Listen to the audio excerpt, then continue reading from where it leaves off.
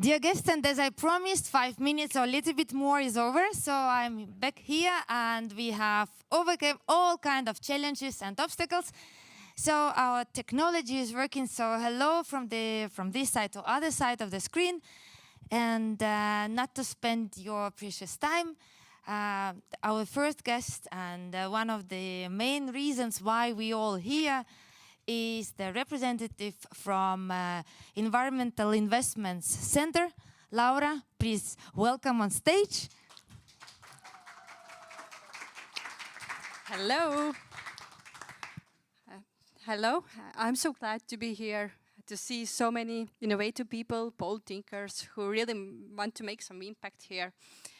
We are here to introduce you accelerator program that focuses on energy, construction and climate resilience.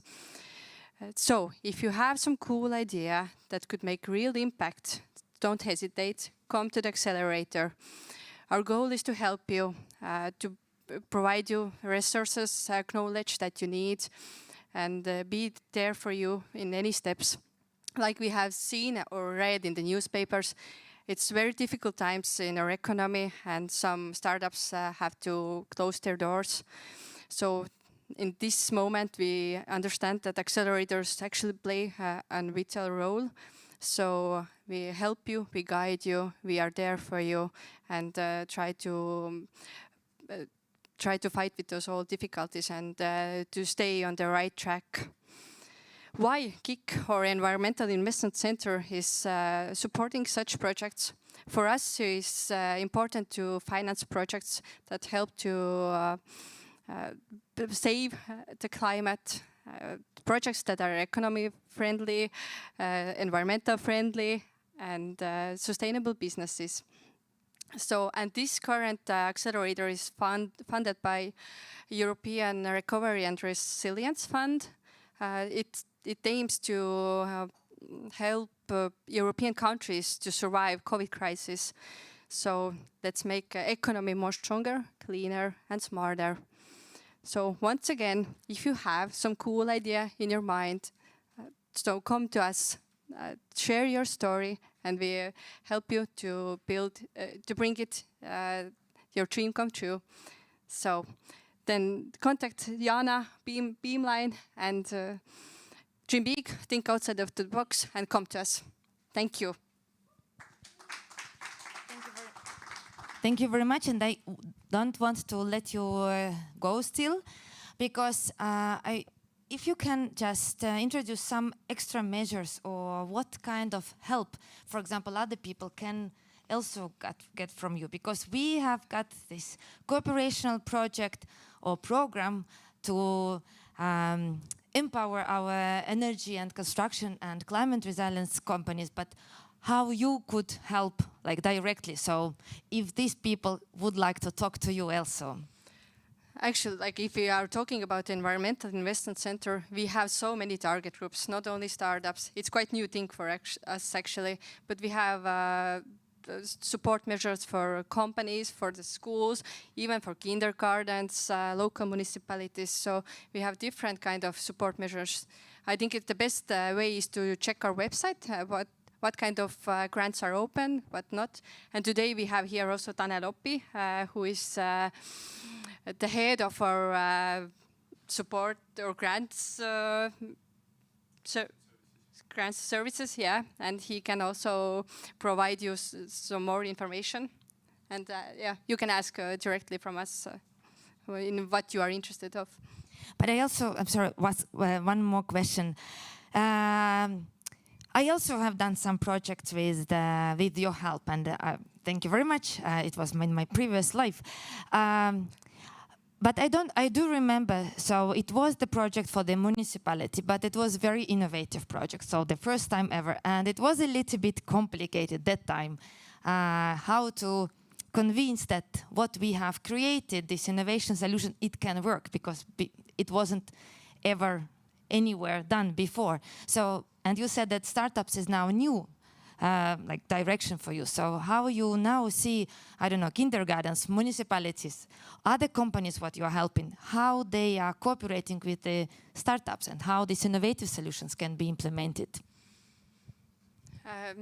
Like you know, then we have 5 accelerator programs. This is the 4th one, and the 2nd one was actually targeted with a cooperation with local municipalities and startups. We wanted that startups like contact more local municipalities and help to find some solutions for their problems. This is one push from our side. But as we see in the EIC, then the kindergarten, schools and all are so active. Actually, they are actively writing new projects, and I think we have to find some way to bring all those together, all active Cool. people. Thank you very much. So now you know municipalities, kindergarten, schools are your potential clients. Yes. Thank you very much. Thank you. Laura? And just to introduce myself, so who I am to talk in front of you. Jana, I am CEO of Beamline Accelerator. Yes. And if you see that someone is clapping, this is my team, so don't pay attention. This is them. But the acceleration program, what Laura has mentioned and what we are doing in cooperation with Ministry of Climate, with Environmental Investment Center, EIC. Okay, cool, very cool abbreviation. We do it not only Beamline, but we do it in a consortium of 3 partners. Beamline Accelerator, Baltic Innovation Agency, René is here, you can see this, the head of BIA, and Tartu Science Park. Pirko Konsa is there. No worries, we all will be speaking today, and then I hope we can also network. But the most interesting part, I suppose, is starting now with the panel discussion about energy and about green construction and about climate resilience. What are these challenges in these domains? And to introduce the panelists and to guide and to lead the discussion, I'm inviting René from Baltic Innovation Agency. Please, welcome. Take it over. Hello, everybody, and first of all, I would like to invite all the panelists to come forward and find a seat here, one of those 5 which are empty. So any seating goes, and then we'll get started with a short introduction.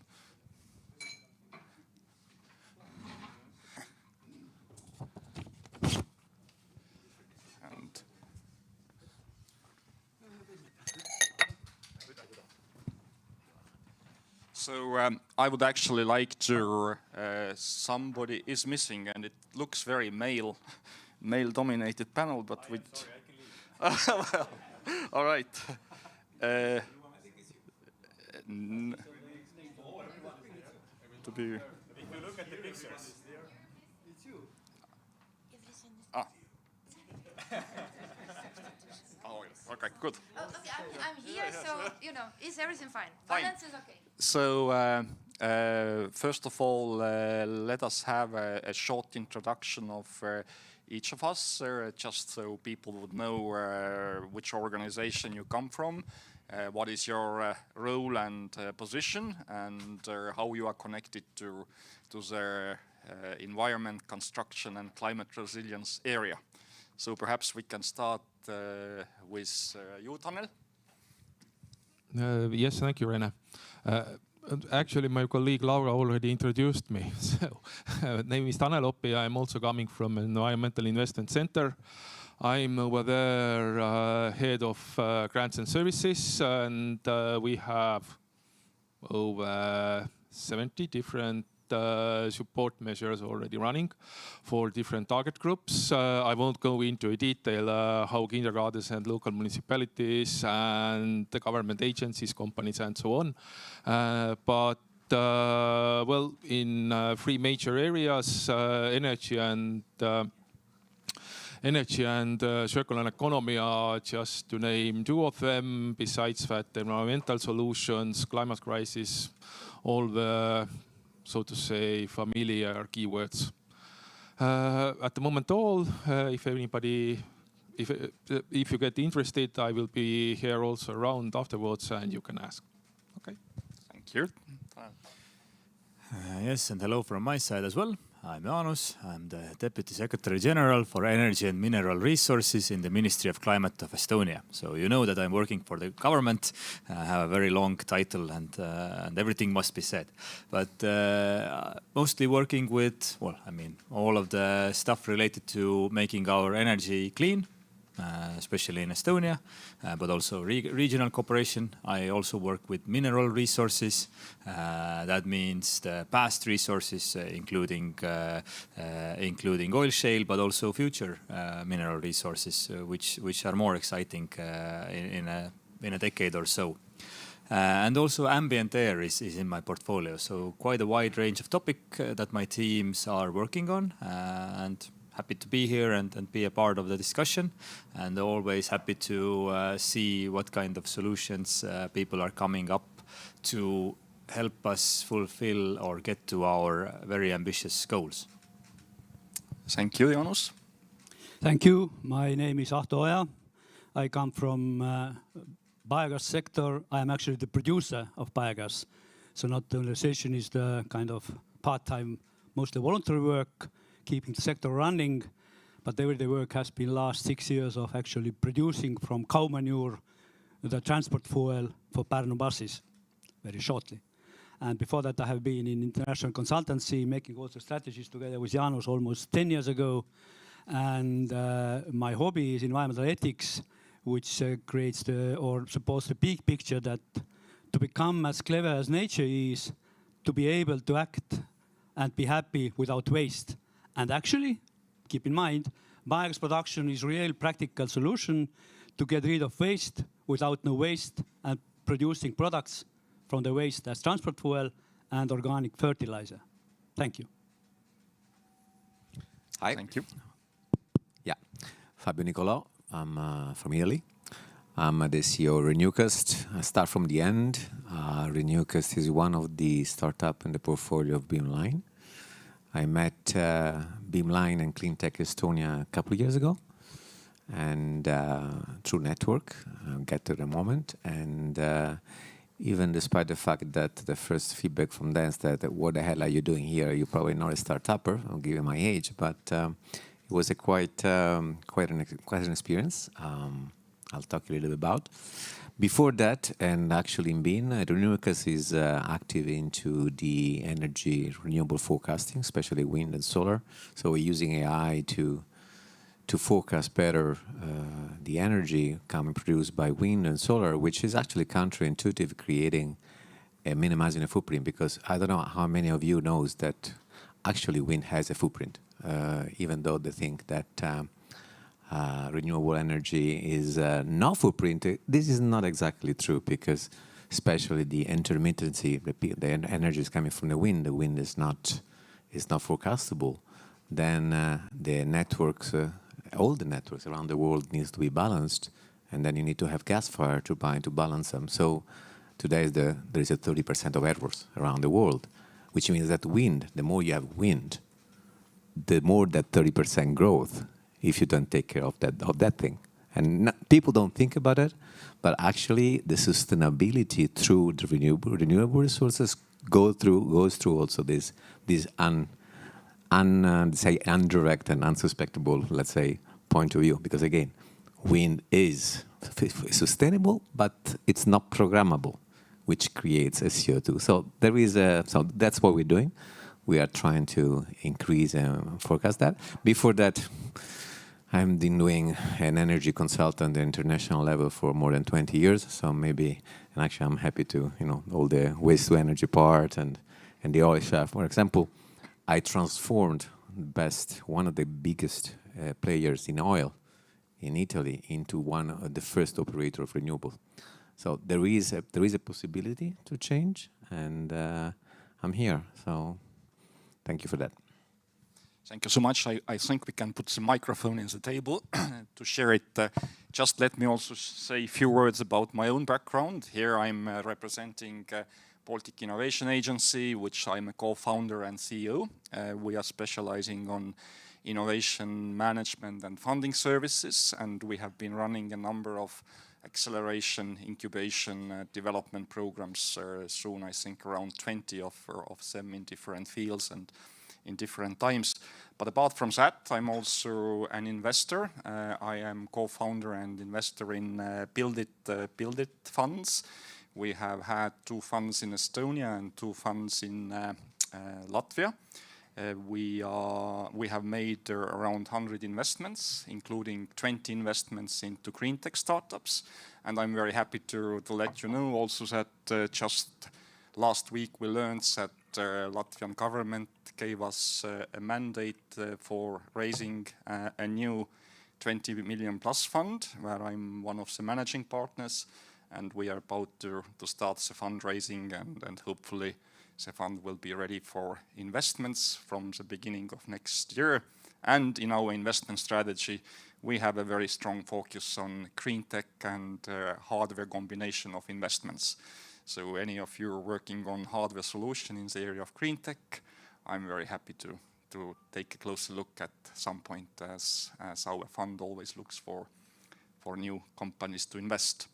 Having said that, I'm grateful to all the panelists, and we have around 30 minutes ahead of us for some discussion how to make energy construction and climate resilience related investments and startups happen in Estonia.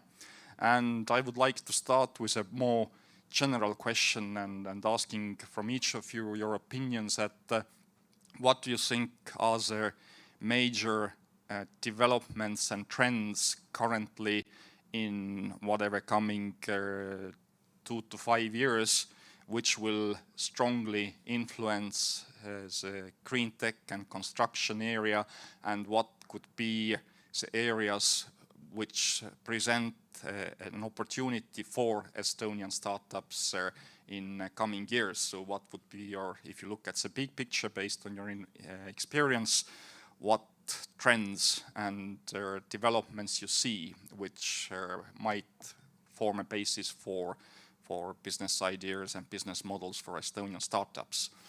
I mean, the question is to all of you, so whoever volunteers goes first, and there is obviously no correct answer. So anybody who is closer to microphone, grab it and then pass it on. No, now we sat in the wrong place. Yeah, I'll put this glass. Yeah. Well, Okay. next time I start passing the microphone. Yeah. But no worries. Happy to,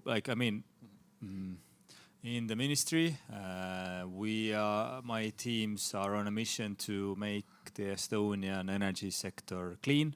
So by 2040, we want to set a goal that all of electricity and heat production in Estonia has to be CO2 neutral. So that's a huge, there are huge business opportunities within that goal. If you go into the energy markets, the energy, heat and the power generation market, power generation technologies, also what Ahto is doing, biomethane is a super exciting business actually, and it doesn't need to be just involving manure. You can do it's a key part, but there's many other things you can also innovate in there. So I would check the megatrends. So clean energy, making it also more affordable. That's one trend from my portfolio. Going to the construction. Okay, the energy supply will be clean, has to be clean, but the materials themselves, how are they made? Are they the most sustainable that can be used? Maybe they can even store CO2 within them. So there's lots of things to think about, and also mineral resources. How can we make better use of the existing resources that we've extracted, but also think about what new resources we can extract also from Estonia. There's lots of exciting opportunities. It's just a question of what specialty you want to choose or what suits you best, because there are a lot of very deep rabbit holes within these megatrends, and you can't chase them all.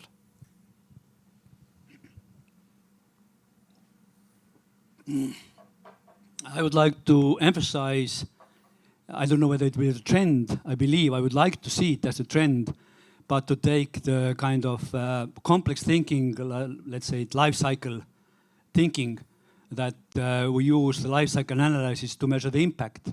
But I would say it's equally important to use this life cycle thinking of whatever you create.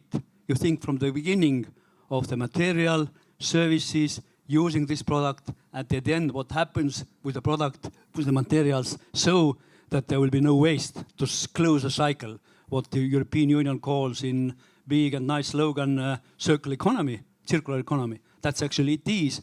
And the life cycle thinking or complex thinking of keeping in mind all the aspects of the old process to get the new and new and new, and to minimize the waste as possible. And in my field, let's say in construction, that the materials, wooden, or even we have in Estonia the startups or more small companies using the natural materials for insulation, like the straw and stuff for the insulation plates. And in my own company last year, I also invented one first energy production based on solid oxide fuel cell using our biomethane, which double efficiency of electricity producing, and it's silent. And that's the kind of the example of diversing also the use of biomethane. It can be very well used in housing, heating the housing and providing to the housing the heat and electricity in the remote areas where there's no grid, like just for examples. Thank you. Okay, so I had this, and next time we don't. No, I'm just kidding.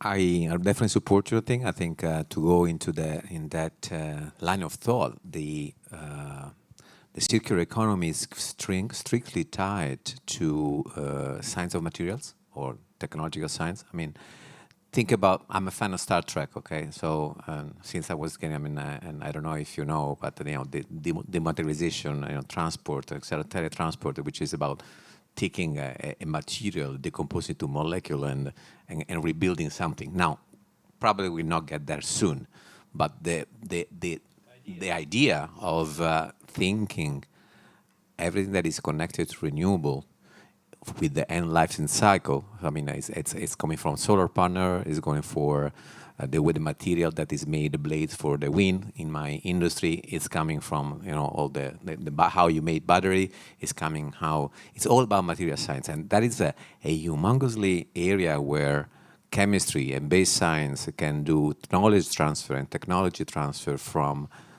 base research to applied research to then business. And this is actually one of the trends that, matching what you are just saying, requires forward thinking, long-term thinking, so governmental support, but also a connection between, let's say, businessmen or business people, and that needs to have aspire universal research and then business model. Business model is not the last, it's definitely not the least of these three elements, because at the end of the day, even for basic research, you need to have a sound business model in place. So this is to that point.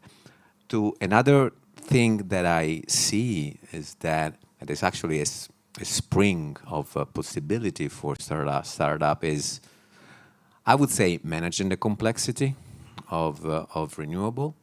I mean, think about, we are thinking a lot about, again, from my industry, pushing up and pushing the development of wind and solar and batteries and then waste to energy. But at the end of the day, this source of energy or source of even how to consume, they will hit a grid.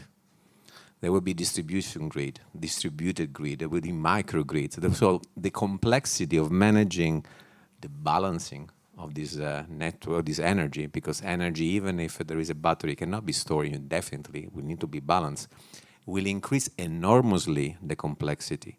And it will increase the fact that, because it's not only before, 20 years ago or 15 years ago, there were big power plants, fine, programmable, I mean, known, plannable, predictable. Today, there will be a multi-agent, multi-resources, multi-technologies, multi-pattern of consumption. This will add enormously complexity. Think about something now, batteries with renewables. So one of the solutions that says, okay, one of the challenges that, for example, VC gets to me, right? I mean, oh, you are forecasting wind, but when the battery will come, you will not need any more forecasting because the battery will change. It's kind of wrong. I mean, one turbine of wind produces today, the small one, 2.5 megawatt power installed. So basically, it's more or less multiplied by 1,000. It's 1 megawatt, 0.5 of energy per year. And it's only one small one. Now they're getting big. The battery it's a generator. They have infinite capacity. So there will be the need to manage complexity, to understand how much is loading, how much is consuming, how much is interacting, to balancing. And this create AI is an enable, but AI is difficult. So again, management complexity across the grid, it's a lot of possibility. There are startups that I've seen actually from Estonia that are inventing, they're managing how to make smart metering for solar to do battery and power. There are other startups that are doing basically modeling how to create the film how to lay the film of the chemical material to create a film for solar panel. So, and I'm doing these examples on purpose because they're a completely different thing, but it's all complexity. So manage the complexity through idea, specific focus, use case. I think that's one trend. I would actually like to build. I'll give you the floor immediately. Just what you said in terms of complexity and in some cases you could even call complexity it's you present it as a business opportunity, obviously, but it can also be viewed from well, in some areas you have a high volatility of whatever prices, political decision making, well, pricing and so on, and it's always it's a challenge to find the balance. And I have a specific question on finding this right balance, but I wonder if you had, Tanel, anything to add in terms of mega trends and developments before we go to this finding a right balance for your business model. Well, I'm the last one to speak about it here, so I can only say that of course I agree with all of it that has been said. But that aside, we live in very interesting time. 15, 20 years ago, the world was simple. I'm just picking up where you left about the complexity. At least in Estonia, it was very simple. When you needed electricity, of course, we had oil shale. If you needed your car running, of course, fossil fuels. But where we are now at the moment, we have a target to 2030 that all the energy has to be 100% renewable. We are only like halfway there, at best. And if anybody looks around and thinks that, okay, you have all the solar energy, you have windmills, you have this and that, no, we are not even close. This means that there is a lot of business opportunities there. First of all, what we see from our side, this implementing agency side, definitely everything related to storage. Because when it comes to wind and solar, for example, if you do not have any kind of storage solutions there, it's only half of a puzzle. And afterwards, this how to connect it, a complexity issue. And well, there are different kinds of energy sources, hydrogen, biogas, and so on, and how to make it like one big solution where all the puzzle pieces support each other. This is kind of perspective that we see from kind of business case side, but also from a government regulatory side, which is for us here. That how this diversity, how this complexity from government side needs to be, so to say, supported. The other thing when it comes to construction and circular economy, 100% agree that there is a lot of opportunity also there. We definitely do not think at the moment, at least not in the mainstream construction, about this life cycle. It begins with a client awareness, because it's a very simple business. Somebody has to pay for it, and if a client says that I want very simple but very cheap solutions, and we are again in the very beginning with very simple solutions which are very cost effective, and we are, so to say, using this foam to heat the houses, and this is about it. But as we already know here, or everybody who are in this room, that no way. We have to get away from this. So client awareness, the architects need to be aware of the new solutions, and then come new materials. We need to invest there. And actually we, so to say, have to begin at the very end what kind of solutions, when keeping in mind circular economy, how to deconstruct. We are kind of still have this centuries, reaching back centuries mindset that everything that we build has to last at least 100 or 1,000 years. Then it's a good building. No. Yeah. Maybe 50 years, and then we have to deconstruct it and use it 100%. So that's all from my side at the moment. Yeah, you mentioned that 15 years ago everything seemed to be much more easier. Well, whether it's true or not, it's difficult to say, but certainly the complexities have increased, and my question now is for startups in a very early phase, when you're entering energy sector and you know this volatility. Just to give you a few examples, I mean, you already mentioned some of them, but from political side, you kind of look what's happening on national and European level. Initially, you see that well, there are big ambitions, that we have to make a real change, otherwise we are all doomed. Then some time later, there are like a counter whatever revolution saying that the ambitions are too high, we cannot kill the European industry, so we have to reduce our targets, so on. If you look at what's happening in specific sectors, just yesterday I was I think looking at Aktuaalne Kaamera or somewhere in the news portals, there was news that in Holland, in Netherlands, they are now paying to the solar panel owners to switch off their solar panels during the summer in order to not have this peak energies and so on. So there are like a lot of confusion. And if you are an early phase startup, what would be your advice in terms of how to plan your business? Should you have like a longer term strategy, a kind of reaching couple of years ahead, or should you be well willing to pivot any day? That if the situation says you pivot this way, this way, this way. I mean, what would be your advice in the current situation of volatility and to a certain extent confusion to the ladies and gentlemen in this room, and of course in Estonia in general in energy and construction sector? Ahto.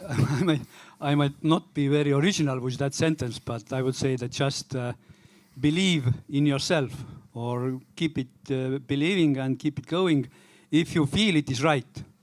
And I have in my life, let's say now I started biogas 17 years ago, and that time nobody knew what biogas is in Estonia, I mean.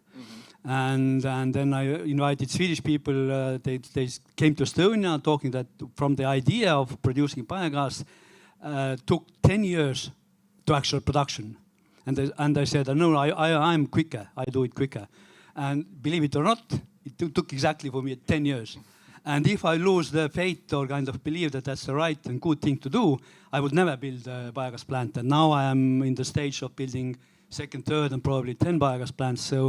So of course you have to follow the trends, but I also had got the impression or the experience that if you have the intuition and you believe, and that's the matter of kind of somehow, to some extent, values, which is my hobby, that if you believe and if you know also by arguments and facts that renewable energy is good and right thing, then on my mind, or at least according to my values, it will never be wrong or change.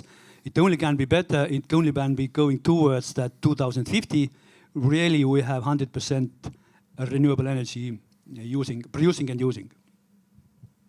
Thank you. Reading Estonian public broadcasting, I enjoy their articles very much, but it can make you more depressed regarding climate and other similar news, because they tend to show or find the examples that show that there is a controversy, that there is confusion, and that it's not agreed. It is agreed in the European Union that we need to be climate neutral by 2050. Have all the steps been agreed to? No. Will they be changed? Yes, definitely. Will we see some more encouraging headlines eventually? I'm pretty sure, but these like positive headlines, you look over them. You don't see them that well. So regarding that specific article you mentioned, I believe it's downward regulation that they're getting paid for. So this is one of the new business cases that startups can direct themselves to. But coming to practical. What should startups focus on? Focus on things that are not built on subsidies. Subsidies subsidies are obviously sometimes needed to overcome some barriers to enter the market, etc. But if you build it just based on subsidies, then your business can be easily made obsolete or made non-profitable overnight by the change in subsidies. If you have a product or a service that can really make money, that can solve a customer's problem in the energy sector, in the electricity markets, if you can generate electricity cheaper and sell it at the market price, then that's a good business model. If you can reduce the cost of some consumer, optimize their energy consumption, optimize their life cycle costs of a building, then that's also a good business case. So it's startup life is not easy, and you know that you have chosen it. Be ready to pivot anytime, but there are definitely opportunities out there for startups in the climate change mitigation sector. Thank you. Go ahead. Yes, 100% agree again with the idea that you shouldn't only base your business idea on what grants are available and what subsidies maybe for next 5 years. Not a good idea. Sooner or later this will change also only from investors' money. Well, if you do not have a market, then this won't help. This is one of the crucial things that probably makes a difference who makes it or not. The other thing, if you do something, do it really good. Not just believe in it, but you have to be the best. If you are the best, probably this also will help the customers to understand and see that your business actually makes a difference and you provide actual value to them. And to pivot or not, I would say regardless of how much you believe, sometimes you also need to be flexible. And to understand this point that this doesn't work like this, like I planned it for 100%, maybe I can make a slight change. I talk to my investors, they support it. I think this clarity usually helps. Thank you. Fabio, you have been a serial entrepreneur. Have you have balances, whatever long-term strategy versus need to pivot every now and then? Actually, yeah, I didn't mention, but in my past life, as in 2000, I was more on your side. I mean, I was We got financed for one of the first tires VC in Italy and Europe, 3i and Piol. I don't know if you remember. We founded, the idea was to do a venture studio, but in 2000 was not a concept, so we like Ante Literum venture studio. So we were a consulting firm. To make a long story short, we founded 12 startups, 8 of which failed.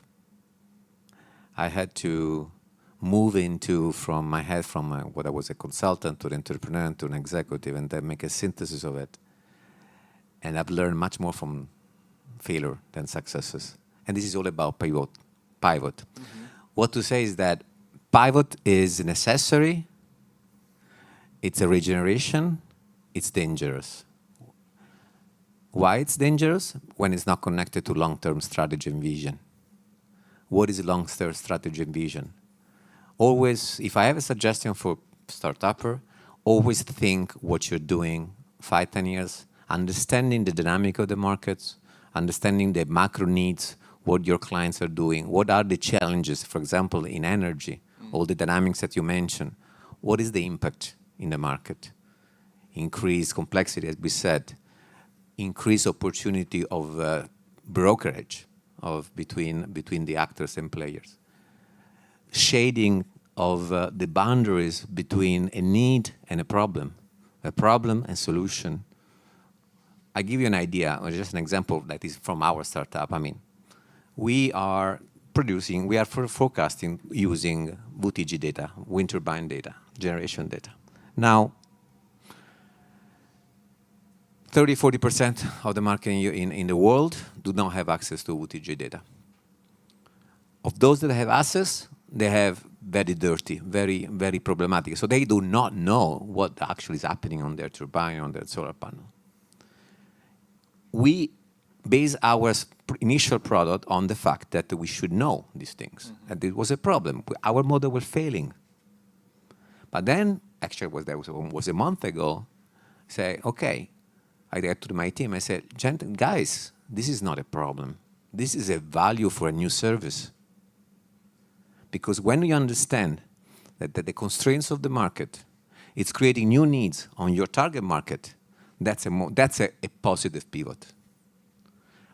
A negative pivot is something that is driven by frustration. It's something that is driven by, Jesus, I'm running out. My runway is finishing. And then I need to chase something. But if you do that without understanding what you're doing and why you're doing it, then that pivot is going to destroy you. It's a negative pivot. So to your question, answer to your question, how do you pivot your startup? You balance long-term and short-term, and you never give up. Yes, I'm a political scientist by background, and there is this saying by one of the American presidents that there is no long-term without short-term, and he of course meant that if you're not re-elected, you cannot be elected for the long-term plans. But I would like to encourage if there are any reactions or any questions from the audience to those topics, to our distinguished panelists, if anything comes to mind or you want to add.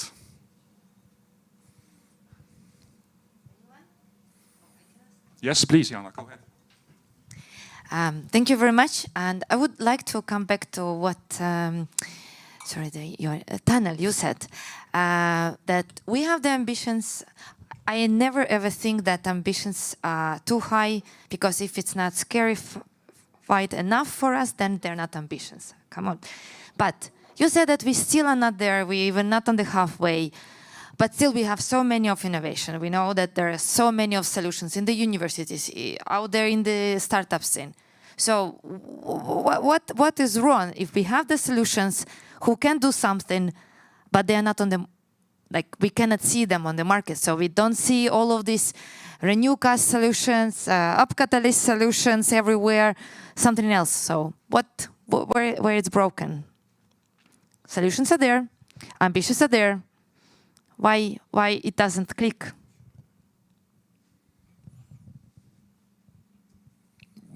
Well, the connection is about the customer and awareness. Whether it's a government agency, local government, whether it's just a regular person like everybody in here in the audience, do we know about it? And we also actually mentioned it here.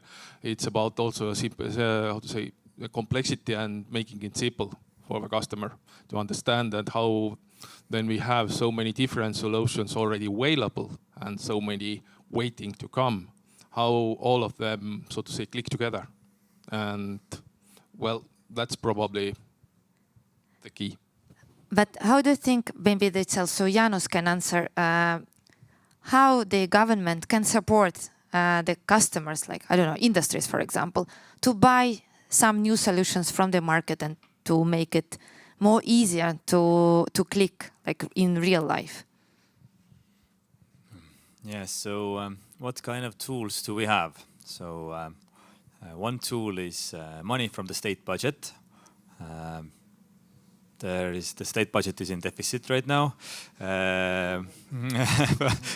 Right. Then it normally always is so. Yeah, well, yeah, but this time it's like a significant deficit. But then our tools are also raising awareness, which is very soft, and also regulation. So there is a lot of regulation already in place to direct companies to purchase more, well, let's say, to purchase solutions that have a lower CO2 emission, or produce with a lower CO2 emission, or with lower emissions at all. There is a lot of regulation in place, and lots of regulation is coming. Now, regulation, I am working for the government, but I don't advocate for more regulation. More regulation means more bureaucracy, and if you really want it, then you have to deal with the other side of the coin, which is regulation has to treat everyone fairly. So that means that this bureaucracy will also hit the ones who really don't want to deal with it. So that's the other side of the coin. Lots of regulation is coming from the EU. I think the main issue with why don't we see these solutions currently adapted, one thing is that customers might not know about them, or they don't trust the vendor yet. New company, maybe that's the case, but also because these new solutions tend to be more expensive. And I mean, oil used to be at a different cost as well. Now there has been 100 years of production. It's very, very efficient supply chain. So like these things take time. So I think that's a good, the slogan that you brought out is very good to keep in mind. There is no long term without the short term. So if you build your business case on something that will be profitable in 2040, then maybe have a very good runway, or start a bit later, or do something in the meantime to help you earn some money before the profit comes in 2040. Thank you. We are already running out of time, so let me ask you a final question for the panelists, and this is about partnerships.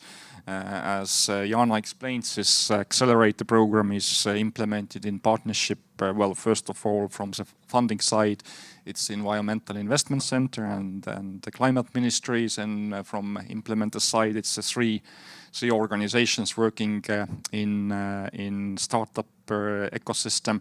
But I would like to ask you if you know good examples from Estonia or Italy or anywhere in the world where partnerships have helped to kind of find new solutions in terms of what I mean by partnerships is like partnerships between, let's say, startups and bigger companies, or startups and public sector, or startups and universities. But I would like to really, if you can mention some examples, not in general level, but if you know anything which can serve as a role model or a good practice for Estonian startups to think how to do things together and how to make a joint effort and investment. You have been working with a lot of partnership, Fabio, so you go first. Yeah, but your question is actually very, very challenging. I will start with some challenge back. Okay. You mentioned to ask, your question was specific example of partnership between startups, research center. Or etc. corporate or whatever Corporate. partnership. Just bringing an example that we are not changing the world alone. I mean, we are doing it together. I'm going to tell you that it's a very challenging way. So I have all the examples that I've seen, and I've seen many, it's a failure.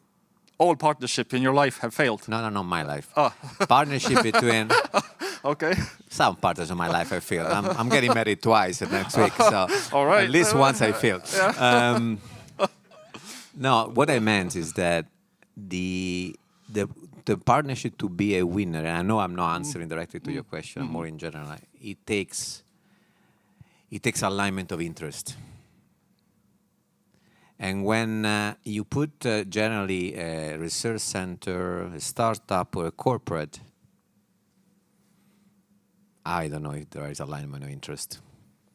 So what I mean is that when to a partnership to make to be functioning, this could be also from a state point of view, from people, for the government that is actually sponsoring and supporting this partnership. There is a lot of checks. There is a lot of government's rules and funds that are pushing and sponsoring partnership. But how many of these rules, how many of these frameworks are actually pinpoint what I consider the key success factor of a partnership, which is alignment of interest between the parties? When you have a partnership that is based on, okay, there is a grant, I want to I do something, a corporate, I have some cost, let's do together, and then there is a program manager, etc. I know I'm getting a little bit challenging here, but what I'm saying is that partnership is the source, is the sound, is the flood, is the blood of startups, but it needs alignment of interest. And then from a governmental point of view, from a framework point of view, from a business point of view, from a startup point of view, what is pointless, what is definitely important is when I'm entering a partnership, when I'm structuring a partnership, when I'm executing a partnership, is how are our interests aligned? Are we working together for the same goal? Then I know I'm a little bit making you maybe uncomfortable, but that's you ask. I mean, it's now how they. On the other hand, the content there are examples that are working. I mean, there are things that work in Italy. I don't know a little bit about Estonia. Actually, I think from my very little knowledge that Estonia is the best practice in the world. I do it. I'm working also in Palo Alto and California, and I always consider to my network, Estonia is the Palo Alto of Europe. So yes, there are very good examples, but there is also that challenge. I'm sorry, I know you hate me a little bit now. Well, perhaps Ahto can be more encouraging. There is this question, what is the difference between Estonian and optimist and pessimist? And Estonian pessimist says that things are so bad it can't get worse, and the Estonian optimist is replying, yes, it can. So Ahto, what's your take on partnership? It's a very tricky question or a hard question to find good working examples. I might give you maybe a made-up story, but it sounds very nice. It's from Sweden, where the startup tried to solve the problem of collecting bio-waste, which is usually water, taking, and the plastic is not the case because plastic is bad for the biogas reactor. You can't use the plastic. And they invented a kind of paper watertight bag, which is really watertight. I saw it myself twice, so I know really it was. And it was you can put the bio-waste collecting from the houses, flats, from families, from everywhere, and you can put the bio-waste together with this watertight paper bag to the biogas reactor, and it digests fully, and there will be clean fertilizer out. And we can imagine that was a partnership with the watertight paper bag startup, local municipality who ordered the bio-waste to the biogas reactor, and private company who actually took the bio-waste, made the biogas, made for the buses for the transport. So that's at least sounds nice. And from my personal, I tried on my own plan to invent startup of automatization and machine learning to increase the visibility or things, and it's still standing. So that's maybe good to think why it's standing. So whether there's not interest enough or whether the problem is not real. So I'm working on that. Jaanus and Tanel, you are paid for promoting partnerships, so are you a bit more positive about those? I'm now thinking what was written in my contract. But trick is I don't have a contract. No, I don't have a contract. It's I know, yeah. But yeah, I believe that like you worded it so nicely. I hadn't thought about it like this in my mind.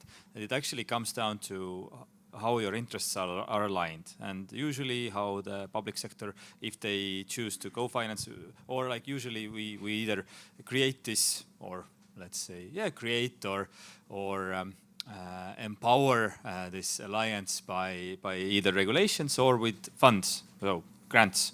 You give.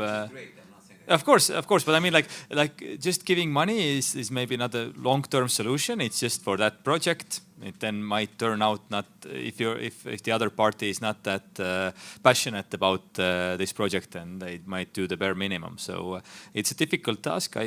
But so I think, short, choose your partners wisely. Thank you. Again, wise words.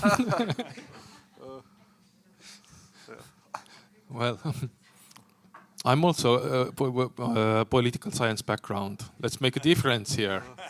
We are talking about networking and partnerships. If it comes to networking, we are paid for it. And we support it fully. And if you do not have any networking, also in startups, in businesses, in local governments and so on, it's really hard to get things done. You all know it.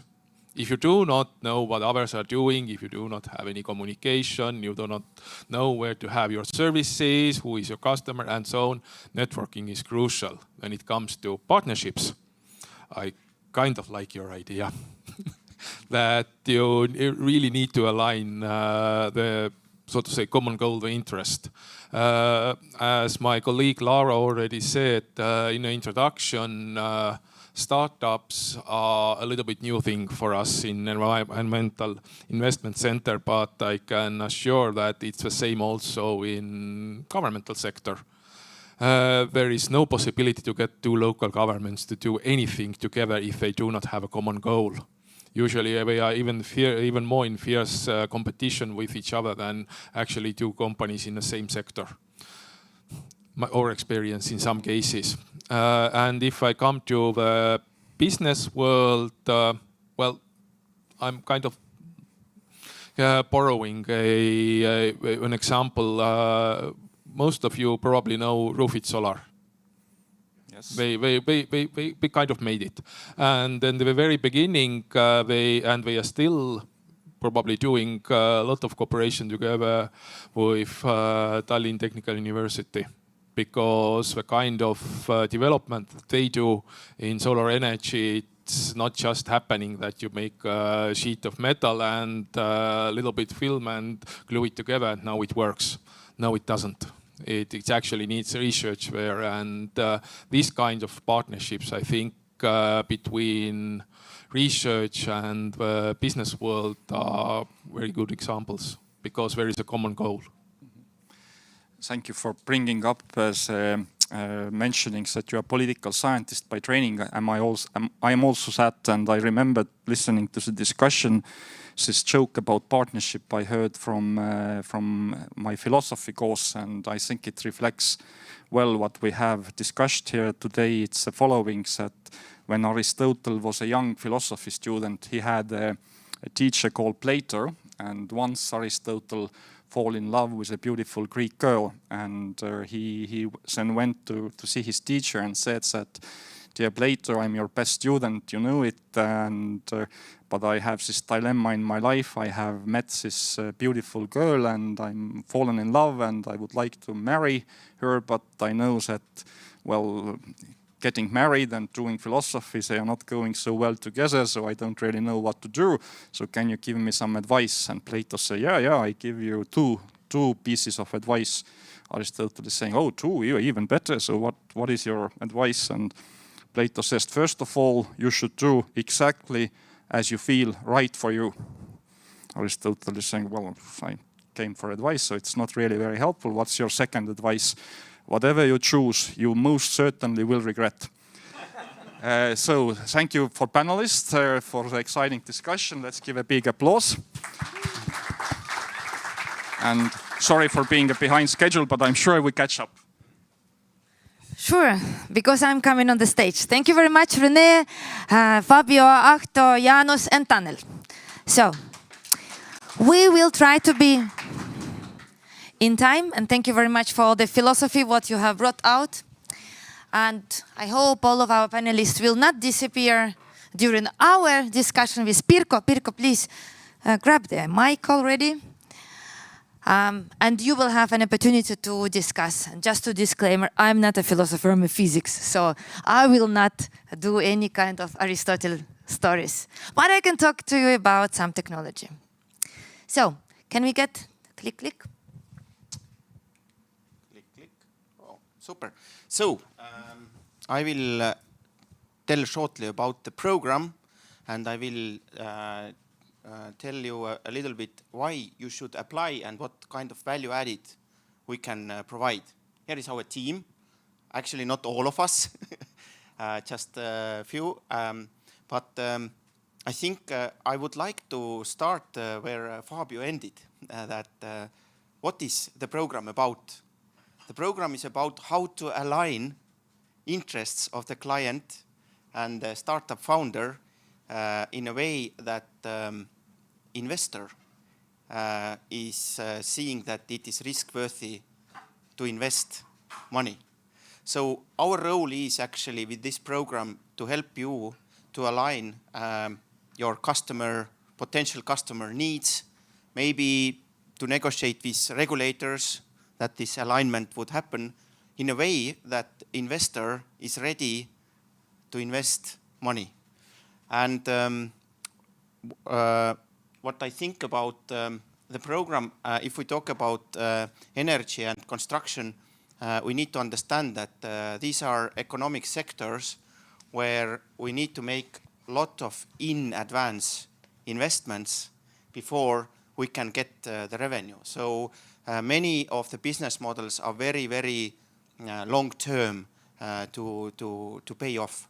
So what is our role is to help you to navigate with the help of mentors on both on business, on tech, also find the right partnerships to test, to get enough knowledge so that you can convince investors and also clients that your solution is good enough.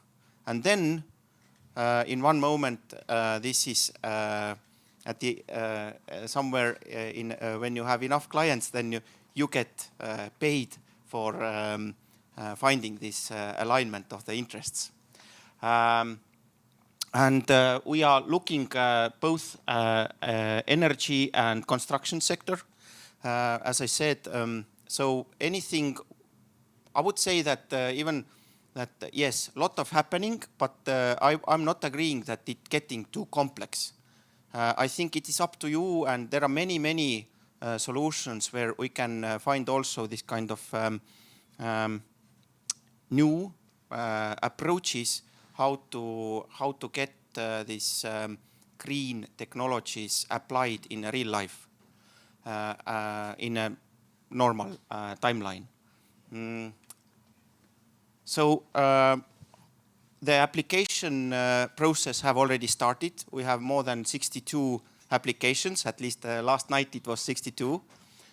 We will do interviews with all the applicants, and the best will be offered the pre-acceleration program, and then we will select up to 12 to 13 teams who will get to the program.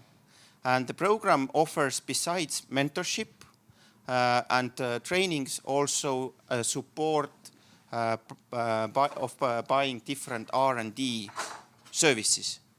And I know that if we talk about in clean tech or green tech or however, there is a lot of concerning about data and also convincing public sector or the potential partners in is this product really has a good effect or not. So we're trying to help also what concerns different environmental impact assessment procedures, what needs to be done. So this kind of help all will be available. And here I will stop. I really hope to see a lot of ideas. I'm a strong believer that you can discuss a lot, but testing is the real proof. We try to help you to get enough valuable knowledge to understand that how to direct your idea in a way that you're making positive pivot and you reach to the investment. Okay, Jana will tell you a little bit more what's happening in more detail. Thank you, Pirkko. Do you have maybe already questions? Or I will explain more and then we discuss. So what we are given, as everything was very well told by Pirkko and also very well by the panelists, really about the partnership.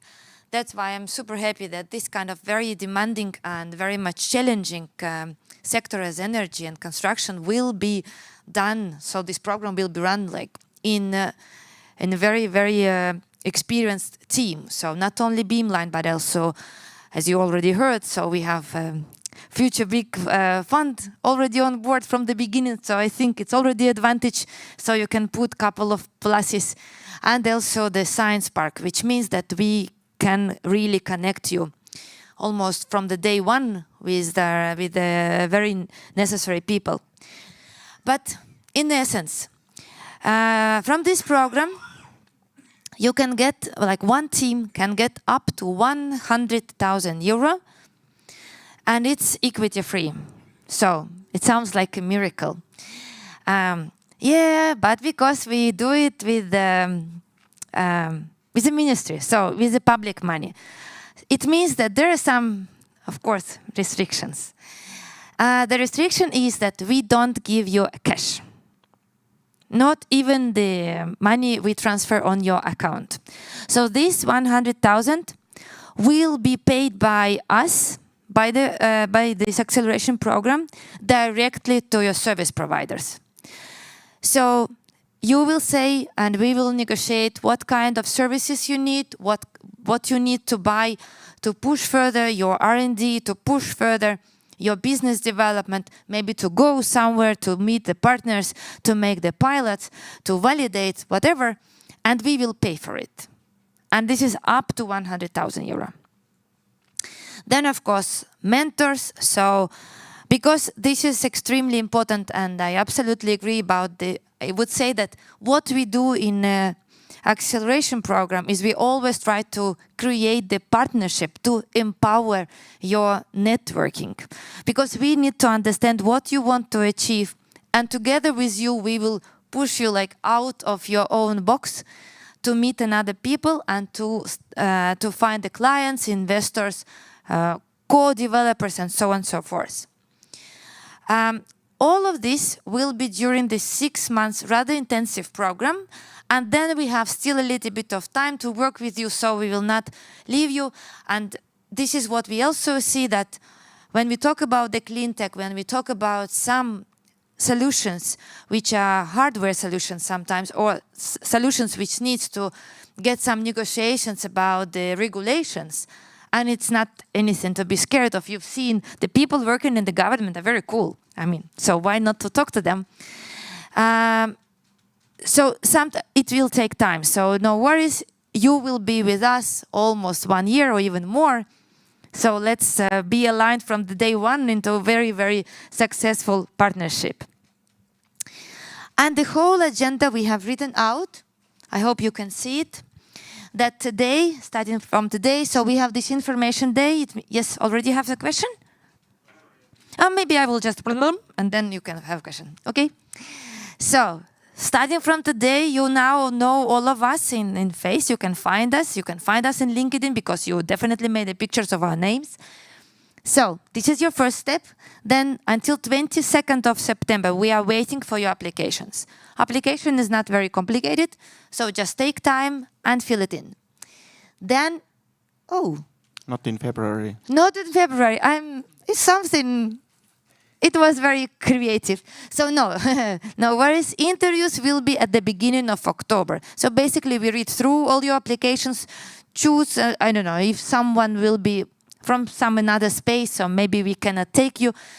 But we try to really to talk with everyone, every applicant.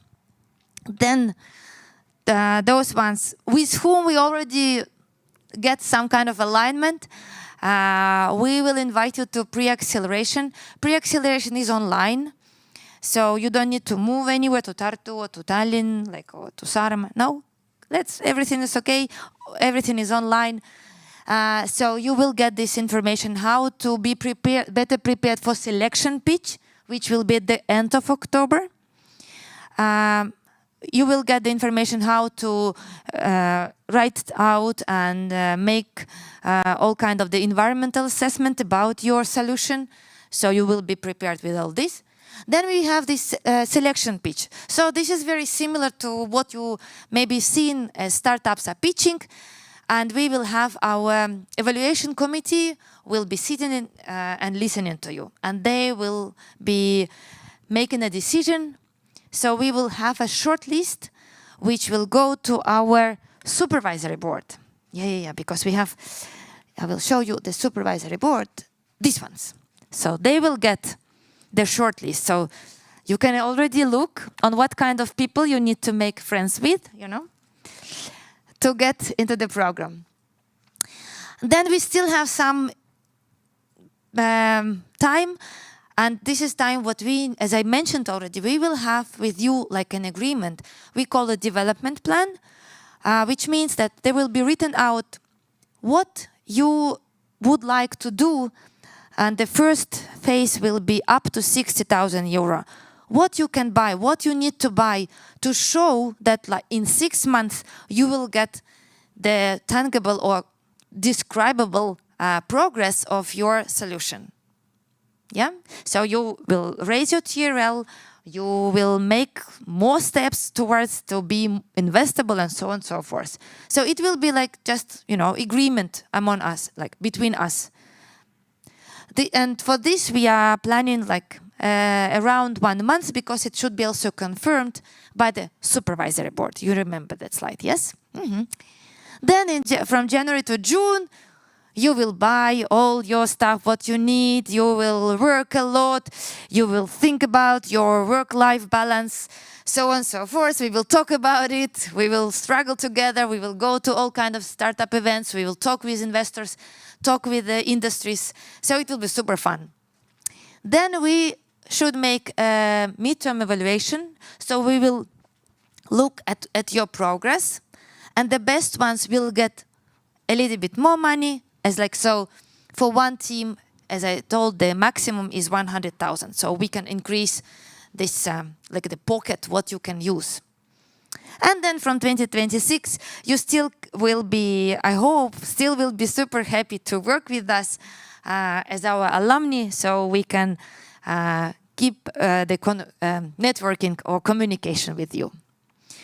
And we decided just to put a couple of extra mentors who will be helping during this program. Hando Suter, Emil Metson, Henrik Reimann, Erki, Igor, all of them are working in the industry. All of them know this industry very, very well and know a lot of people all over the globe from this industry. But as you know, as you've seen, we have Fabio, who is in the same industry and our alumni, so I hope if something we can go and ask him also for help. So, anything I should add? Or we start with the questions? I was so clear that no one has any question. It's impossible.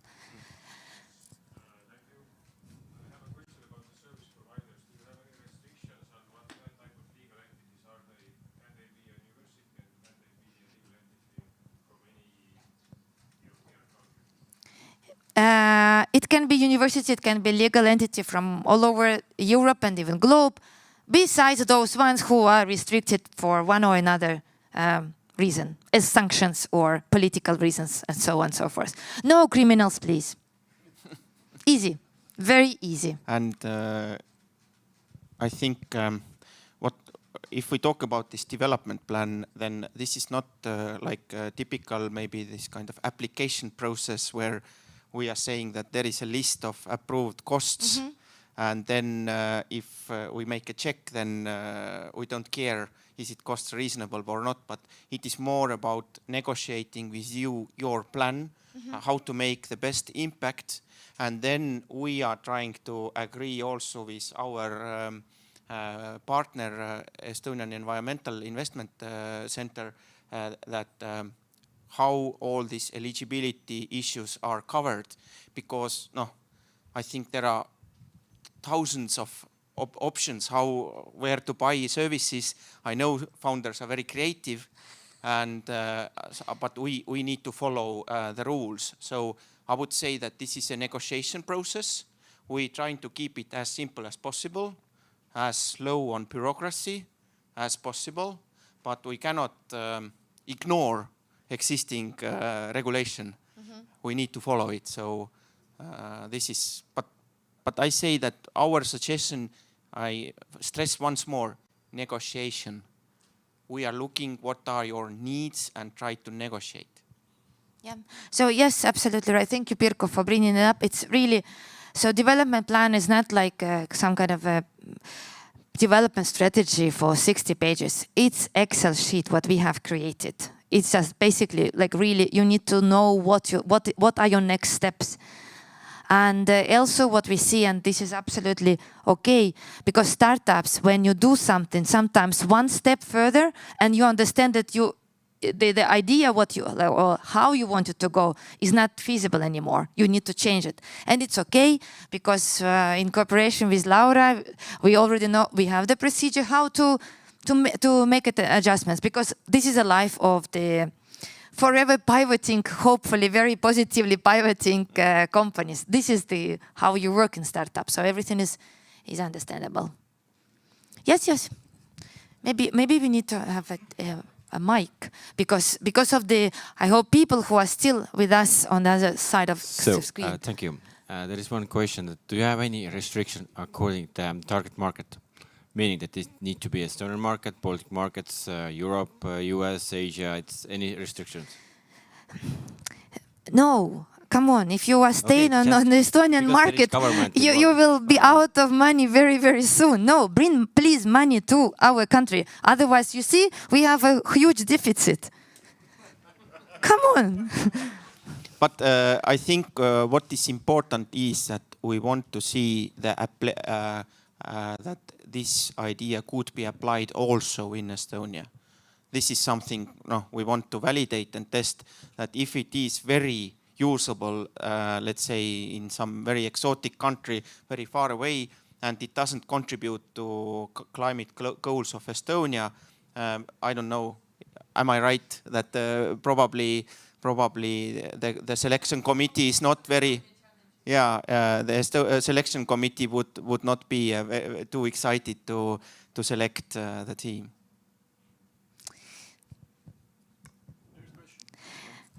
Davai. Hello. Do you have any expectations about technical readiness?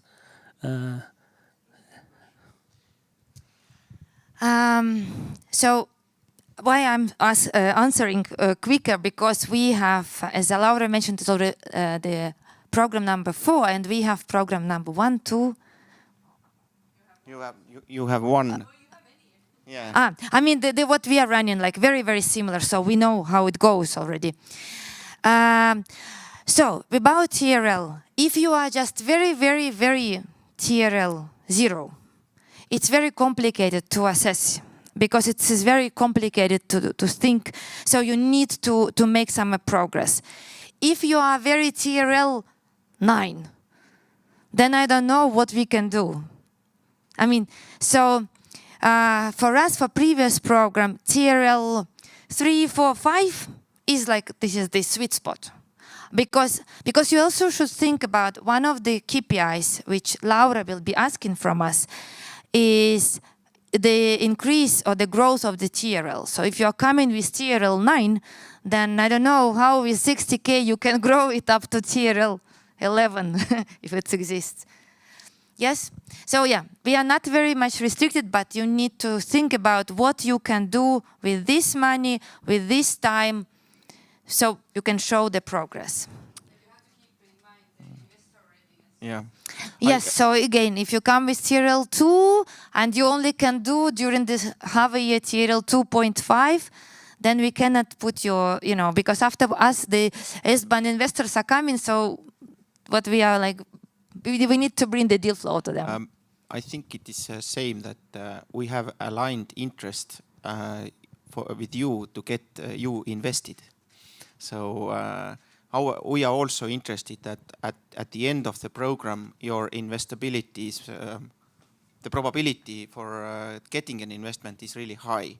So, and we understand also that if you are already have raised, let's say, 2 or 5 million euros from some VC, then we don't have some extra value added. So I think the sweet spot actually is for the companies, and it's not so much about TRL, because in different sectors, different use cases, the strategies can be, but the end goal, what should be joint also with our partner who is procuring from us the program, is that you are getting invested and your product is getting closer to market and helping to get the climate goals met.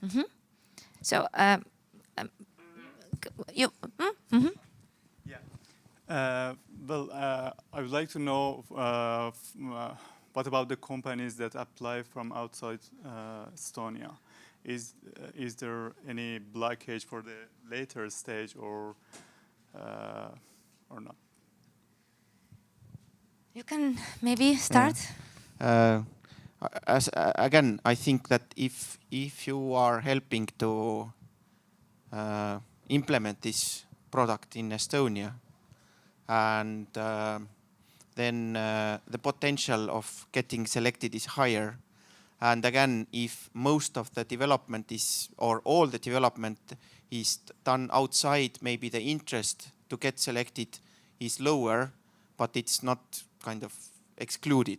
So it depends. So I think more you have ties with Estonia, the better it is, but it's not something what we make a checkbox and saying that.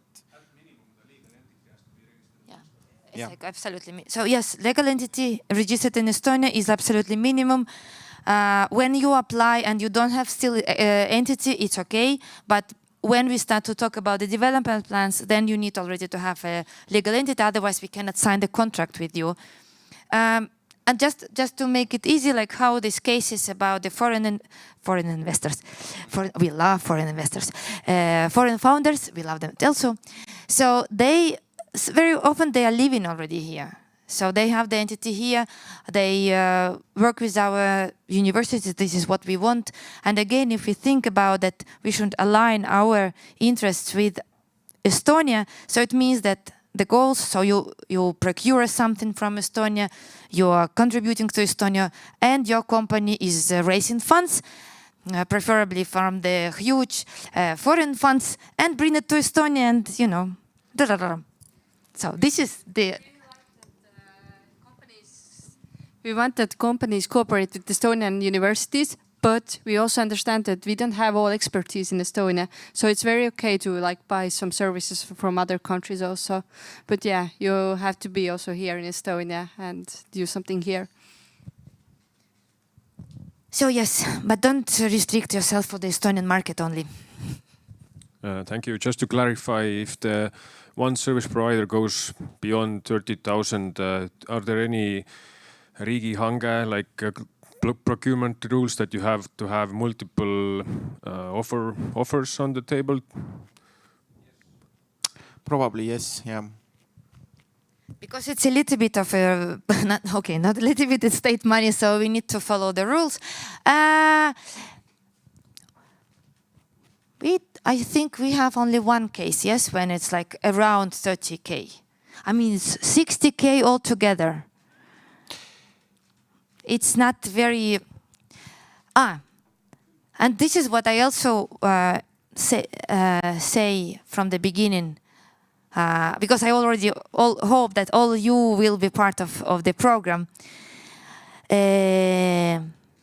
Being a physics myself and working with engineers for decades, I know how founders are super in love with their product. They want to buy all possible and impossible R&D from all the universities everywhere. They want to buy everything from the China, all the kits, you know, and to have everything. But we want, as Pirkko said so many times, we want you to be investable. So it means the business development of your product is not only about, okay, we will do it somehow. Unfortunately or fortunately, it also eats money. Communication with investors, selling the product, advertisement, communication with your potential clients, making the trials, making all your documents, IP, legal documents. It requires money. It cannot, happen just in parallel while you are working with the university. So, from the beginning. And Indrek, who is doing some papers during the program, legal papers, and will be checking your invoices, please. Just one rule I wanted to point out is that for early stage startups, it's quite often it's a case that you apply for different grants and pay someone for writing a difficult grant application for you. This money cannot be used as co-financing or self-financing for other public funding. So if you write application for RUP or Horizon, for example, you cannot use this money as a self-financing for that other project. Also, if you are writing the application to Estonia and other grant program, for example, RUP in Enterprise Estonia, then you cannot pay Civita or PIA to write this for Enterprise Estonia. What you can use it for is to pay PIA, for example, to write it to Horizon or somewhere else outside from Estonia. For that, you can use the money. So yes, bring money to the country and to your pockets. Questions, guys, because this is the moment when you can ask everything. Ama, so ask me, AUA, ask us everything. No, you need because otherwise people from other screen will not see. I stay because I have some paint. About developing patents. Is property of state, of university, or my company, for example? If I develop many patents during this program, is a property of this patent yours. Okay. About this wallet, I could use to rent a lab or factory, or about the money, about 60,000 €. I could use for rental a lab or other stuff, rental metrologic apparel. It's a very good example because quite often this kind of hardware startups, you need to run some kind of tests. You need to validate something before somebody starts to listen you seriously. If you just go with a nice PowerPoint, usually some nice guy on the front door listens you, but you don't get to business people to negotiate.